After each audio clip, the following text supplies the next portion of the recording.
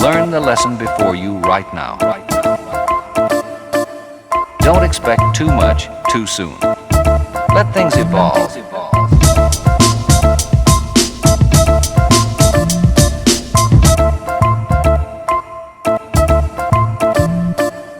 You look with fascination upon a candy pink sunset, or dogwood trees foaming like soap suds in the spring, or the ancient stars shining a million miles away. God made them, but you are His highest creation, a mortal mind, a human personality. Be prepared.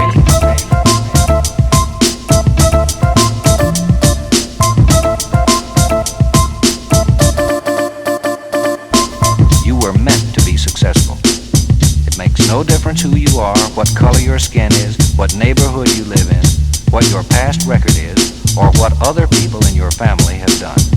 You can succeed. You can succeed.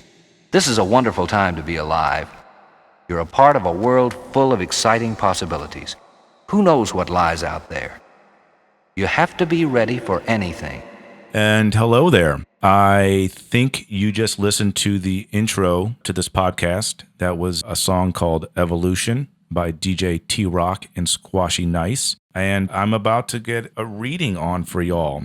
The first podcast is going to be about Leonardo da Vinci and his endless curiosity. The original article was written by a guy named Zat Rana. He's a writer over at Medium and designluck.com, and he was grateful enough to give me the permission to go ahead and get this out there audibly for y'all and give it a listen. It's about 10 minutes long, and it covers basically how Da Vinci was a genius and how we can learn from observing without predefined distinctions, questioning the mundane and the obvious, and experimenting like it's always a work in progress. Just a few core keys to stimulate that curiosity. Today is a good day for me. I'd like to dedicate this first episode to my sister Maya and her husband David. They just welcomed a 8-pound, 3-ounce human into the world. Beautiful baby girl, no name yet, just baby John or baby Talika, depending on who you ask. And I would dedicate this to them and the yet to be named little one. I hope she is a smart cookie and a curious one at that. So with no further ado, enjoy Leonardo da Vinci and his endless curiosity. Stay tuned.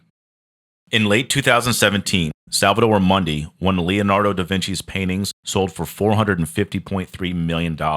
For a child born out of wedlock in the 15th century, that's quite an accomplishment, and yet many would argue that this isn't even close to being his greatest contribution to humanity. When the word Renaissance is spoken, no one comes to mind faster than Da Vinci. Not only was he the embodiment of an artist, but he was also a prolific inventor who contributed to everything from architecture and music to anatomy and geometry. If you were to form a surface-level impression of this almost mythical person, it would be hard to come to any other conclusion than the fact that he was a genius, plain and simple. And that conclusion would indeed be right. He was a genius unlike anyone we've ever seen. Whether or not the genius was fully born into him at birth, however, is a different story. While it's difficult to draw a definitive conclusion about someone who lived more than 500 years ago, it does appear that Da Vinci's genius came more from experience than good fortune. From a young age, more than any talent beyond what he learned through practice, it's pretty clear that what drove him was his endless curiosity. Everything else can be traced back to it. He imagined, he asked, he learned, and he did very ordinary things in an extraordinary way. While his work may be unreplicable, his method isn't, and it shows how we can nurture similar curiosity in our own lives by, number 1, observing without predefined distinctions. Number 2, questioning the mundane and the obvious. Number 3, experimenting like it's always a work in progress. Curiosity is about how you see the details of the world. It's the source of all ingenuity. That first one, though, observe without predefined distinctions. If you look through the lens of history and study the lives of many great inventors, builders, and creators, there's a common thread that turns up more often than you would think. While not always the case, it's clear that some of the most important contributions that have been added to the flow of culture have been found at the intersection of science and art. Rather than deep specialization alone, what we see is the magic of creativity and human ingenuity is a product of the mixing and matching of different fields, perspectives, and people. It's obvious looking at Da Vinci's contributions that he played at similar intersections. One thing, however, that is different about Da Vinci is the fact that he didn't really ever think of it as a distinction. There seemed to be little separation between fields in his observation. He simply watched, he noted, and he contextualized things he saw fit. It wasn't like he was intentionally studying science one day and art another. To him, they were one and the same thing. They danced together, and it wasn't possible to understand one without the other. Although we are seeing more and more talk about the benefits of cross-disciplinary learning and thinking, we still create firm boundaries and are ruled by them like they inherently exist. The truth is, there is no such thing as science or art behind the linguistic labels we use to make sense of the different aspects of the world. There is only one reality, and that reality crosses over and mingles with itself in ways that can't be captured by named disciplines. Of course, naming, labeling, and creating boundaries helps us better order and make sense of the world, but at the same time, they also restrict our curiosity to a very narrow angle. If you want to see the world for really what it is, then you have to observe without such bias.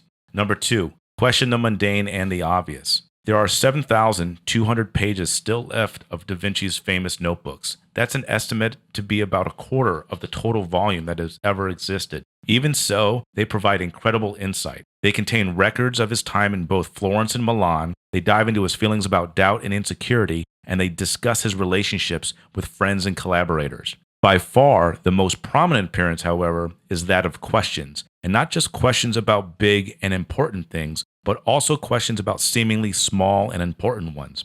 He was literally fascinated by anything and everything. In his own words, I roamed the countryside, searching for answers to things I did not understand. Why shells existed on the tops of mountains along with the imprints of coral and plants and seaweed, usually found in the sea. Why the thunder lasts a longer time than that which causes it, and why immediately on its creation the lightning becomes visible to the eye, while thunder requires time to travel. How the various circles of water form around the spot which have been struck by a stone, and why a bird sustains itself in the air. These questions and other strange phenomena engaged my thought throughout my life. While the importance of asking questions to find answers isn't lost on most of us, to many people, some of these questions may seem uninteresting and irrelevant to their lives. The thing they overlook, however, is that what is uninteresting and even obvious on the surface may just hold an undiscovered treasure when explored in depth. Very few things are interesting on the surface. Often, we have to make them interesting by digging into them. Many of these questions didn't immediately add anything to Da Vinci's work of art, but they added to the richness with which he saw the world, and that richness contributed to the way that he painted valleys and rivers, landscapes and mountains, and even bodies and smiles. There's a whole world of things worth your curiosity, but you have to look to find them.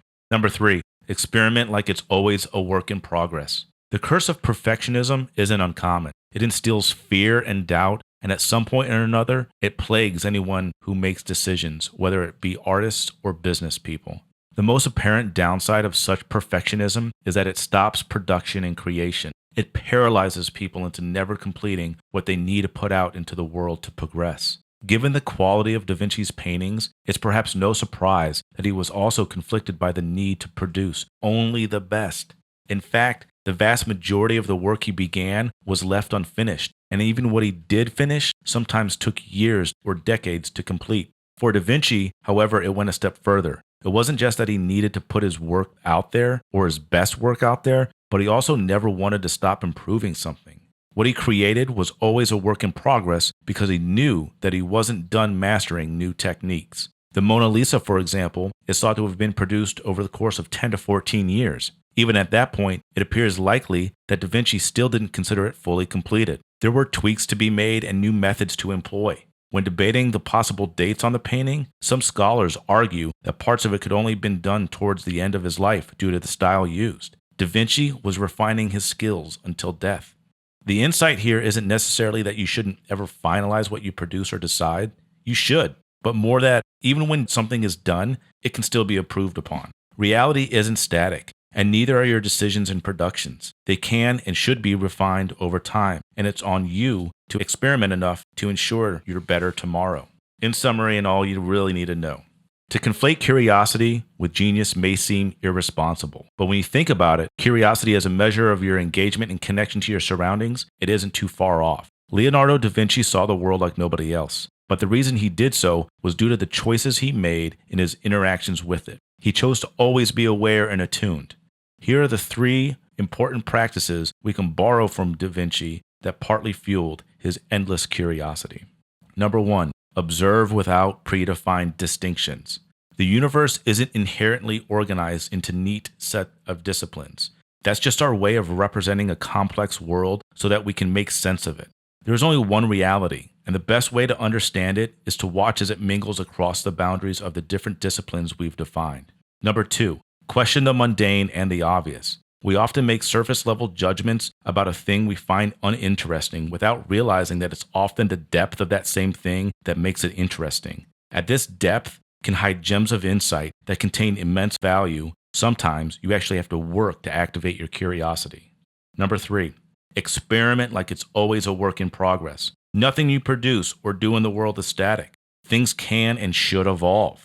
And sometimes you finalize right now by putting it out into the world won't be completely done until you develop a new skill in the future that refines it. It's on you to earn that skill by doing new things. The way you interact and understand reality informs the parts of it that stand out to you. Curiosity is a subtle but potent weapon that each and every one of us can use to influence it. Being curious isn't a guarantee of any kind of ingenuity, but there is no genius without it.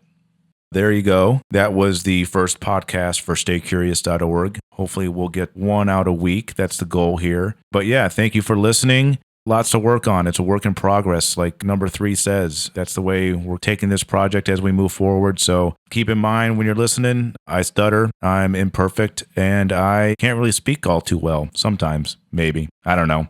We'll get better, ladies and gentlemen. Thanks again for listening, and feel free to contact us at staycurious.org on the Instagrams and the Twitters and the social medias out there. We're slowly dusting the login information off and hopefully get back a little bit on it, or just email at info@staycurious.org. We look forward to having a community out there and building this project out. And anyone that wants to ask anything, feel free to contact, call. The number's on the website. Check it out. If you got any constructive criticisms, get to the website and let me know how to get this better. And if you just want to bitch and complain, I don't know, go smell a scratch and sniff at the bottom of your neighbor's pool, I guess, because that shit's not needed here. Oops. Anyways, thanks again for listening and stay curious.